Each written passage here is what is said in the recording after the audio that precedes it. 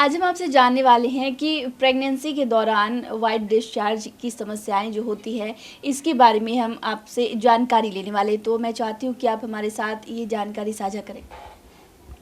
Pregnancy में जिन औरतों को पहले से ही वाइट डिस्चार्ज के प्रॉब्लम रहा है, उन लोगों में ज़्यादा कॉमन है कि प्रेगनेंसी के दौरान वो वाइट डिस्चार्ज हो।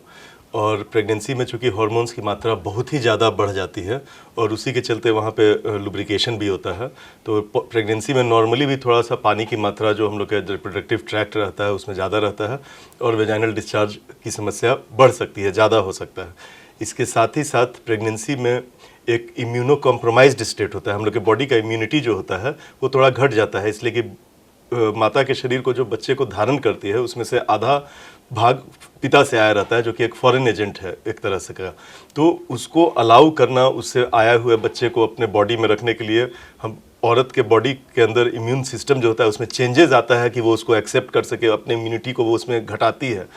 तो इस कारण से इन्फेक्शन होने का चांसेस भी प्रेगनेंसी के दौरान और बढ़ जाता है। और जो कॉमन इन्फेक्शंस होते हैं वेजाइनल इन्फेक्शंस, जैसे कि कैंडिडियासिस है, फंगल इन्फेक्शन जो सबसे कॉमन होता है, और दूसरे ट्राइकोमोनियासिस होता है, वो भी एक तरह का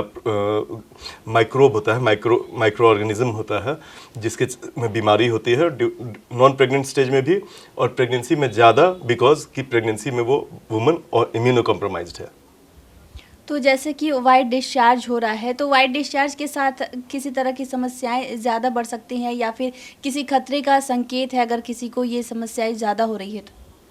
देखिए, अगर वाइट डिस्चार्ज आता है, एक डिस्चार्ज होता है जिसको फिजियोलॉजिकल डिस्चार्ज बोला जाता है, वो नॉर्मल हो सकता है। अगर फिजियोलॉजिकल डिस्चार्ज होता है तो उसमें कोई भी कष्ट नहीं होता है दूसरा, जैसे इचिंग होना, खुजली होना प्राइवेट पार्ट्स में, या उस पर काफ़ी देख के ही निशान ऐसे आए रहते हैं, रेडनेस होता है, स्वेलिंग हो जाता है। तो अगर रेडनेस, स्वेलिंग और इचिंग का कंप्लेन है तो ये खतरे की घंटी एक होती है, इसका मतलब कि कोई इन्फेक्शन हुआ है, और प्रॉपरली उसको लोकल एग्जामिनेशन करा के किसी गायनेकोलॉजिस्ट से और उसका प्रॉपर ट्रीटमेंट जो एंटी फंगल एजेंट या एंटी ट्राइकोमोनियासिस एजेंट वगैरह चलाया जाता है। साथ ही साथ एक दूसरा रीज़न ये भी हो सकता है, कभी कभी प्रेगनेंसी में जो पानी की थैली होती है जिसे एमनियोटिक सैक बोलते हैं, वो भी रप्चर हो सकता है, और वो साइलेंट रप्चर भी, पतला भी रप्चर हो सकता है, ज़्यादा अगर रप्चर होता है तब तो एक बार में ही काफ़ी पानी निकल जाता है और लेबर पेन में चली जाती है महिला। लेकिन कभी कभी ये जो लीकेज होता है वो बहुत पतला कोई दरार एक रहता है एमनियोटिक सैक में, उस जिसके अंदर बच्चा तैरते रहता है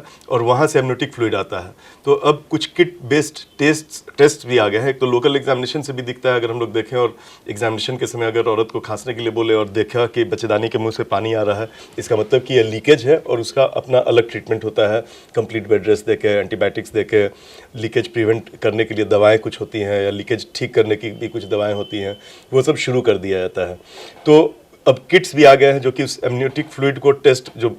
फ्लूइड रहता है उस डिस्चार्ज को हम लोग चेक कर सकते हैं कि एमनियोटिक फ्लूइड का डिस्चार्ज है या नहीं, इसलिए कि एमनियोटिक फ्लूइड डिस्चार्ज होना अपने आप में गंभीर प्रॉब्लम रहता है। लेकिन अगर वैसा बात नहीं है तब फिर घबराने की उतनी बात नहीं है, इसलिए कि अधिकतर जो इन्फेक्शंस होते हैं, एंटी फंगल जो दवाएँ होती है, कुछ खाने की भी होती हैं, अधिकतर लगाने की भी होती हैं, उससे ठीक हो जाता है। ये दूसरी बात है कि काफ़ी रिकरेंट ये प्रॉब्लम होते रहता है ड्यूरिंग प्रेगनेंसी, चूँकि इम्यूनो कॉम्प्रोमाइज्ड स्टेट रहता है, तो एक बार इन्फेक्शन होने पर ठीक भी हो जाए तो ये समस्या लगी रहती है। साथ साथ कभी कभी बच्चेदानी के मुंह पे कुछ दूसरा इरोजन कहते हैं, जिसमें कि बच्चेदानी के मुंह का जो स्किन होता है वो चेंज हो जाता है, तो वो सबसे भी होता है। तो लोकल एग्जामिनेशन, कोई भी इस तरह का प्रॉब्लम हो तो एक बार एग्जामिनेशन करा लेना बहुत ज़रूरी है कि ये नॉर्मल चीज़ है या थोड़ा इन्फेक्शन है या कोई सीरियस प्रॉब्लम है।